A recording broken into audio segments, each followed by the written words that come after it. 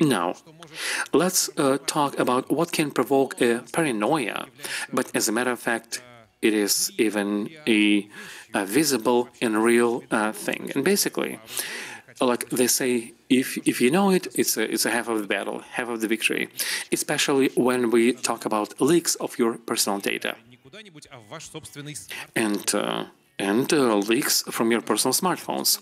I'm inviting to this stage the CEO of Inforus. You know him like a cyber grandpa, Andrey Masalovich.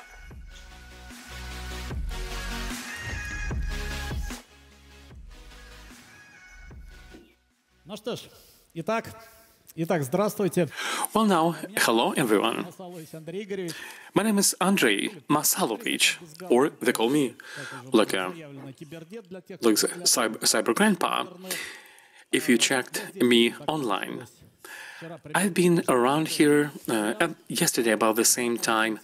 I was here. I can see a couple of faces. If you've been at my yesterday presentation, today I'm going to deliver something else. It's a new presentation. Maybe a couple of slides will be just overlapping. But anyway, it's going to be like a new material. It's not going to be boring. Now, yes, it not only seems to you, they following you, they're looking into your life. I want to give you just one story. This morning, I came from my garden house.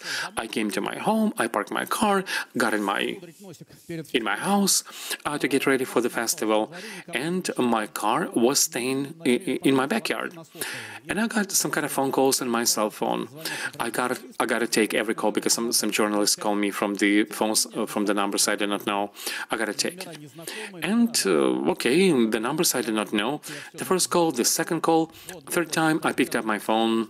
There was a voice with an accent said, "Hello, is it your car Touareg?" I said, "Yes, it's mine. Can you please remove it?" And I realized that this is not spammers, this is something real, Moscow, is such a mystical place where really every year you gotta change your pavements, your borders, all this kind of tiles on the floor, and they decided to do this, and so I had to relocate my car. And this person found out my phone number in 30 seconds. Like a phone number, the license plate, just because they needed to remove my car. In some incomprehensible way, they were able to find out my phone number. How did they do it? You'll say, yeah, it's simple. There are like two bots. One of them is big, and it's called Eye of God, and the second one is AV Infobot, and they enable you, like with one push of a button, knowing your license plate number, to find the owner and the address and the phone number, and a passport also, passport number. Anyway, so we're being watched and we're being followed. Our data being leaked and leaking right now, being handed over to somebody. And now let's do this kind of inventory of our environment we're living in. Number one. The main force, so to say, hunting our data, it is not like special agencies and services, and not even our enemies, and not even frauds. Those are trading platforms, because the main merchandise or the money in IT today, they are about what we call context ads. Some are creating those ads, others are creating for segmenting those ads, analyzing, and yet others are giving access to a specific segment. They're making sure that the right information would end up before your eyes. I mean, those who can pay. And I basically, how can we separate from fake and non-fake? What is the truth and what is the lies? In internet, for you, in internet, there is no truth, because you haven't paid for the truth and you are using internet for free. Most of you believe, okay, my internet is free. It's a free tram. It's a free ride, so to say. Although internet is quite a big weapon, and you gotta take it as such. Anyway, we are not prepared for this whole internet thing. That's why we're consuming whatever we consume. This whole mess, somebody paid for this mess, and they paid a small amount of money to bring the information to you, and they paid much more to deliver this content right to you, right in front of your eyes. And by the way, there is one exception. There is only one company, Apple company, and the significant portion of their profit they get from selling devices.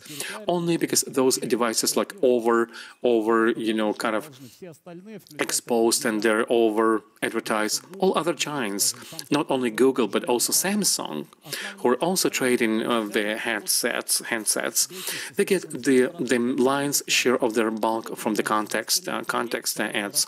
Behind me you can see an example. I gave a lot of details yesterday. I'll give you just a gist today.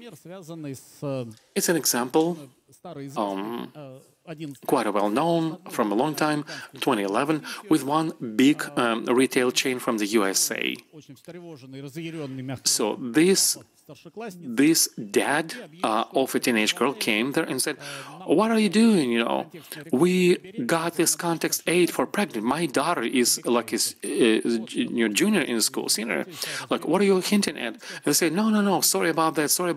But 1 week later, this dad came back and he was kind of lost. He said, "Sorry about that. Indeed, my daughter is pregnant." And the way she explained to him, he didn't know, but she swore that she also did not know, although, women say, how can you not know? But anyway, like many of us think that this is some kind of simple correlation that she was buying the pregnancy test and his card. No. In fact, there was a group of much more advanced algorithms who are studying behavioral changes. And this is like the tastiest part of our behavior.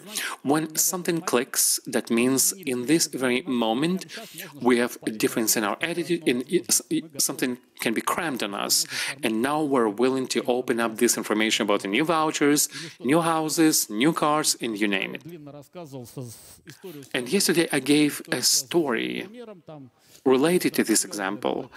When inspired by this example, one female researcher decided to be an invisible, not being a hacker, and not trying to equip her computer with something like kind of tracing things. So she tried to live life not to leave any digital traces. She had almost succeeded, but 2 months later, her dad got a message from the supermarket that his behavior seemed to be suspicious. They closed a bonus program because she began to pay by bonuses, like depersonified bonuses. But then a network anyway calculated that the bonuses were in the hands of her dad, and it looks like his profile of behavior looks like profiles which are used by the con man, by the frauds. So if he'll continue, they're going to turn him into FBI. So even attempt to get away from being watched and monitored is suspicious. It's not like illegal, but kind of weird for the network and causes suspicion. The second example, I guess just more lighter and beautiful and elegant. One woman, she was away on vacation and her husband was at home, and a certain social media in Instagram in particular, she began to see some pictures which network thought that she would be interested in. And one of those pictures on the left, she thought that she knew the place. It was a photo made, by a lady, by some lady, who bragged that, okay, I was in my boyfriend's place. The woman came back and she took a picture from the window of her apartment. On the right, you can see. And she saw some kind of resemblance between the two pictures. And then you can imagine that this girlfriend, her husband was trying to explain how come this kind of woman was in their apartment. So then the network based on social media, based on our profile and preferences. And actually we can say this is the most expensive part of us as a merchandise, as a biological merchandise. I mean your preferences, your plans, and your intention. This is where you can be duped for spending more. So the network saw that this woman has a husband. That means that they have like a more or less common interest. This husband has a certain number of friends, people he likes, and probably his wife should also like. And there's a lady, young girl, and she's like more proactive and popular than others. So you gotta introduce him. This is how his wife knew about this mistress, this lady, and it's a part of our lives. How does it happen that they always watching us? Yes, they are watching us 24/7 because you have your phone on you. You're like a personal spy. There are tons of gadgets in your house apartments. Not only your vacuum cleaner or your smart TV, which has been caught many times, but also your radio nanny, your smart whatever, smart device that you have, your kettle, your pot, whatever, anything that has batteries right now is basically like a spine device, always turned on, and usually it's connected to the internet, and so your data are being transmitted. But not only because, like, technically it can do so, but also because we are demonstrating the so-called victim behavior. We are setting ourselves up. Have you ever been out in the forest? Probably you have. Going out in the woods, and if you ask grandpa, grandmas, they know how to pick up mushrooms, and you've seen these mushroom pickers. Whenever you're in the forest and you're picking mushrooms, what do? You pick up only those which you consider to be edible mushrooms. Others you do not pick, even if they look beautiful. A beautiful hat and and black dots and you name it. Or you say that the white mushroom is great and you're seeing white, absolutely white stalk and also white, everything is white. You will not take it. So when you're roaming in the forest, if you compare it to the internet, you are clicking only those sources which you know beforehand that they have been validated as trustworthy sources. So you're not taking this unknown digital mushroom, so to speak, which may be poisonous or maybe not edible. Why? How come that when we come to the internet online, our behavior changes, or like we're pushing every link, every button, and we're just, also phishing website, which look like a real website, but they're not a real website. And so we kind of set ourselves up for a failure. And also, because 40,000 years ago we originated from the monkey. The creator kind of inspired the monkey, and this is the bodies we have between the chimpanzee and baboons. Between the two families of monkeys. Anyway, we were given the breath of life. We've installed the process. Cro-Magnon 40,000 years ago. It's the same brain. Now we have conscience. 40 years ago, it has not been patched or upgraded. So our conscience has been installed, each of us, with the old bugs and vulnerabilities. You remember 10 sins, 10 deadly and punishable sins. This is actually a good plan for a Sunday night. Anyway, vulnerabilities have been around for 1,500 years. And the main of them is pride. All of us have pride. People say, "Oh, I'm the humblest." No, without qualification. You know what you want, and you're like. So these guys can be taken captive, so to speak. So when you and I have been given this body, look at me. I'm not the crown of creation. If I were a crown of creation, I would look different. Or not the crown of creation. And in addition to vulnerable brain, we also have vulnerable sense organs. We can be deceived. And also, Some of the good drivers have not been installed in the wild nature. There's no mathematical logic. Animals' logic is not mathematical. It is predictive. A fly does not have any body sensors enabled to understand that the table is the one single surface. There is a jam. There's a honey. It cannot explain that this is one piece of reality. So, our sensor organs, our five senses, let us down. So the AI and technical system exploit it. And this is one of the examples on the screen. It's counterfeiting your voice. And in this case, the British company lost $250,000 when the accountant-in-chief decided that he has spoken with the real CEO. And this kind of fake is quite expensive. Basically, it's lots of money. And to be able to do a deep fake of your voice, and also with emotional ups and downs, and emotionally sounding just like you, in terms of pronunciation and your delivery and rhythm, it is enough 1.5 minutes sample of your speech. And heavens have heard my prayers, and the first is going to come to those who like to do voice messages, guys, what are you doing? How come you spend your time, which you have, by dictating your voice messages? Anyway, so if attackers will get a couple of minutes of your voice, this will be enough to create very, very convincing voice fake. Also, deep fakes have jumped towards reflection of our appearance, and also a funny case, deep fakes. I mean, your face deep fakes originated from Pornhub, because they have also the effective demand for certain models and figures, all those movie stars or public personas, celebrity and politicians. And there's a big demand so that it would all look realistic in the image and the moment as well.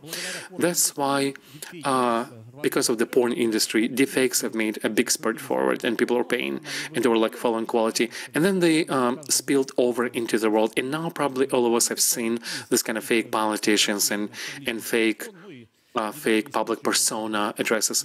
One recent case when in South Korea, a lady got a phone call, like Elon Musk called, and he said, "Can you please invest $50,000 into my new venture?" She did, thinking that Elon Musk himself is calling to such investors from South Korea, like myself. Next, our location. We always carry a geotag with your phone. You are seen even when you think that I don't do any social activity. For example, when, in the subway we have a Wi-Fi, but the Wi-Fi and Bluetooth is also on the bus stops. So if you're passing near the bus stop and you didn't switch off, or you didn't own the random MAC address and you did not switch off Wi-Fi and Bluetooth. Okay, here you go. Your whereabouts are being traced, are being mapped. You do not even have to have a network reception. Next, your data is in the hands of the hackers, and they can give you a fake website exactly for those topics that we're discussing. So a phishing page which would be, interesting to you. Also, the con men, they know how to fraud even the mass platforms.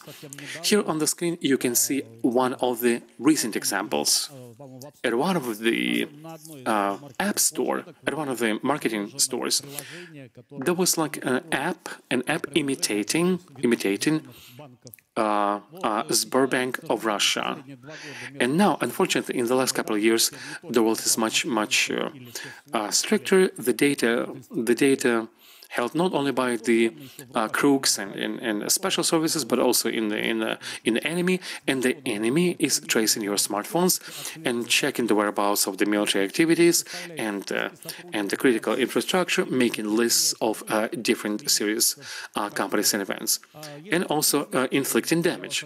If you're a business and a company, your data also in the hands of your competition. Right now, we got a real intel. I'm ashamed that for 40 years, I was convinced that I was in Intel. But all of this time, frankly, we were doing counter Intel to double check somebody, ownership trace and the company, basically looking for enemy among the enemies. But the real goal of Intel is to understand where your competitor is trying to bypass you and how to improve your strategy, your product, so that you'll be able to get ahead of them. So this knowledge is known only right now. Your competition is using that. And since today we have like a very simple lecture, another popular example. Right now, speaking of espionage, data espionage and big data processing. AI is a part of the game, although it's a little bit like kind of slow. Look at this guy. This is an Asian guy from Australia who was denied a passport because a robot who was processing info, he thought that his eyes are shut on the photo, even though this doesn't seem to be the case. Actually, not only your facial profile is being collected and analyzed, based on that, decisions are being made, even the legal and financial decisions. So your digital twin is living its own life, and this life is going to bother us or will make us obsolete. And everything that I'm speaking is about the open source Intel discipline. This discipline is like absolutely infinite. I love my job. Hunting information, and if you want, like being like a in digital force, being like a tracer. Once Interpol officers asked me to show how I'm working, I said, no, not a problem, we will show. And the seminar took 5 days. 5 days, 8 hours each. I was sharing examples that you need to those people who've been in Interpol and were supposed to be using that. And I had something to say. It's really like a lot of information. I just want to give you one live example to show you that it's great, interesting, and maybe to motivate you to check it. Let's go. So, by the way, I want to give you a heads up. The data have been a little twisted. If you recognize anyone or anything, know the data have been done so that you would not recognize them. Anyway, real product. Okay, so the problem in my work, sometimes I face people who heard about me and they usually approach me and ask me to find them. And usually previously I cared about this, but now those people, nobody really cares about them. Usually you would spend like a week to find information about a serious person. Then I decided to make jokes, and then I decided just to ignore this kind of requests. Then I noticed that if I had a former military or maybe former FSB, somebody from the military, from former military police maybe, then obviously I'm not a business trainer, I'm not a trainer, I'm not a coach, I have a work and we analyze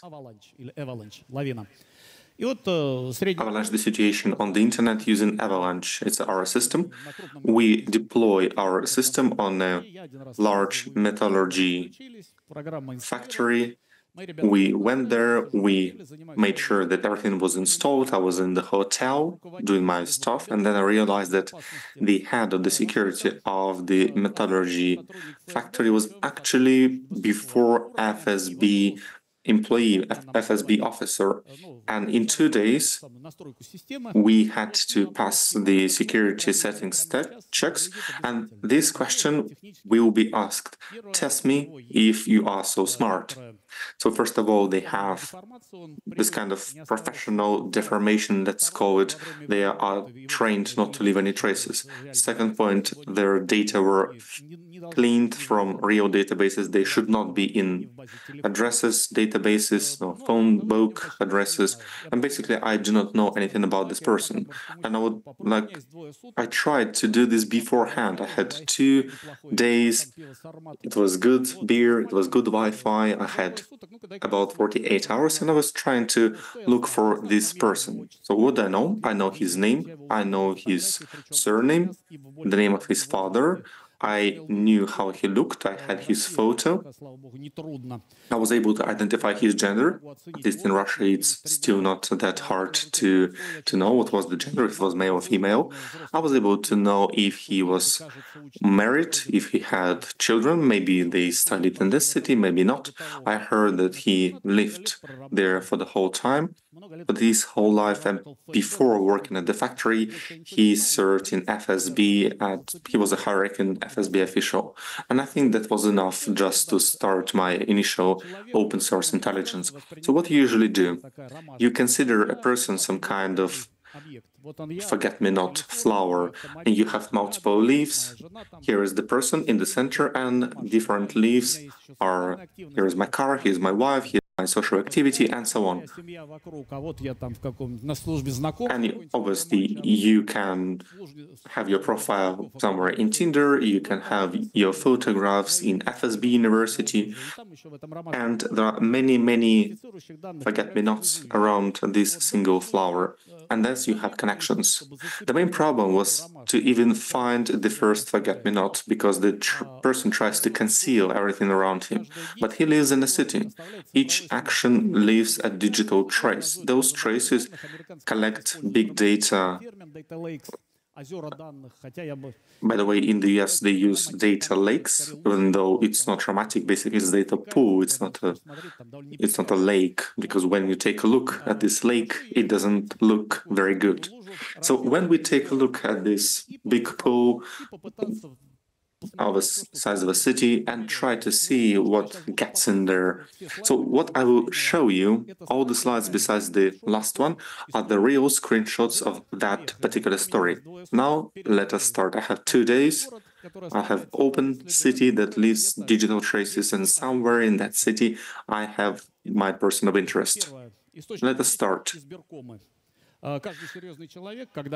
First point, polling stations. If somebody is a serious person, they maybe wanted to become a state person, deputies, just to get the deputy immunity. And obviously these polling stations are very important for hackers. You can get this, your money source, your property, your connections, your name, how you were affiliated, everything from your past. And this data, obviously they are protected somehow, in some way, but there is no specific protection for data, and polling stations usually do not have enough time. There's always some problems there, and we get this data from the polling stations and we put them together. Next, municipal structures, a lot of different tables, and as you can see in Excel, you can have different queues for medication, for apartments, maybe to become a pensioner, maybe to get some social benefits, and so on. We collect all this too. Next, university students, people who want to become students, and obviously we don't really care about students, but usually students live with their parents, and here you can find passport, you can find phone, you can find date of birth, you can find their addresses, so it's much easier to find where they live and who they have as a family. Next, mortgages, loans, all those were before in the banking segment. They were protected very well. Now they are in the credit collector story, loan collectors, and it's much easier to get there. Next, CV databases. Obviously, you want to change and maybe get a different work. You write a CV, and all of them are collected in large databases, not just for HRs. Those are very interested to hackers, to scammers, to security services too. Next, everything that works, loans. If you, for example, want to buy a car with a loan, the store also has to follow these trades, even though you basically have an agreement with the bank. And we get these Excel tables. And finally, you can get into your social media, you see friends, you can understand the level of income, more or less, if you get analysis from forums and social media. And obviously, just for fun, this is a different website. Here I can tell you, I can see what in Odnoklassniki I specifically wrote, graduated from FSB department number 4. And there actually were people who listed their FSB university on social media in Odnoklassniki. It's a Russian analog of maybe MySpace, maybe Facebook. So I could go into more details, but I found this person and he asked me if he can find me. I would say, well, it's a professional. Maybe I can get you into 15 minutes, and I would tell him, here's what I got in 15 minutes. And he asked me where he got this, and he said that this was not on the internet. But actually, this can be on the internet. The internet knows everything about us. And just be patient, be vigilant, be careful, and do not eat everything you can see. And obviously, do not follow the links you do not trust. Everything I wanted to cover. Thank you very much for your attention. Andrey Masalovich, the cyber granddad. Andrey, do you cover your laptop web camera? No, I actually don't. When I do something interesting, I have a different laptop. I actually have a Russian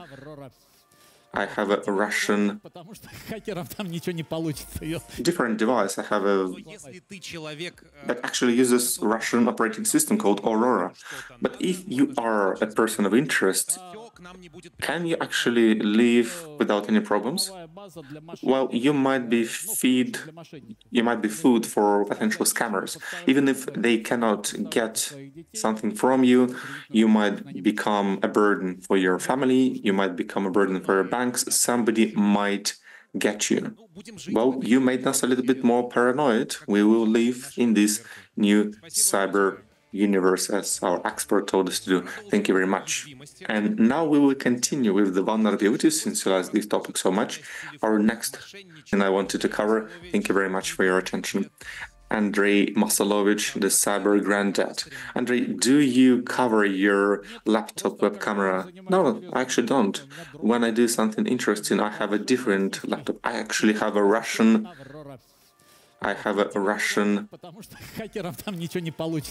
different device. I have a that actually uses Russian operating system called Aurora.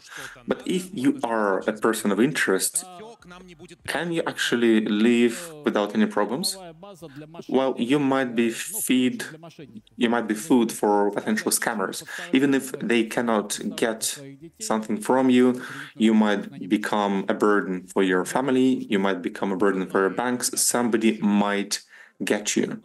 Well, you made us a little bit more paranoid. We will live in this new cyber universe, as our expert told us to do. Thank you very much.